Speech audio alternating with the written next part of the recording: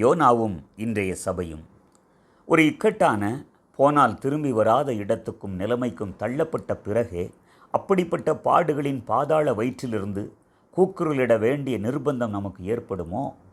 யோனாவுக்கென்றே பெருங்காற்றையும் கொந்தளிப்பையும் பெரிய மீனையும் ஆமணக்கு செடியையும் அரிக்கும் பூச்சியையும் உஷ்ணமான கீழ்காற்றையும் ஆயத்தப்படுத்தி இவைகள் எல்லாவற்றிற்கும் கட்டளையிட்டிருந்த தேவன் இன்றைய சபைகளை சரியான திசைக்கு கொண்டு செல்ல உலக அளவில் ஏதோ ஒரு மகா பெரிய கொந்தளிப்பை கட்டளையிட ஆயத்தப்படுத்தி கொண்டிருக்கிறாரோ?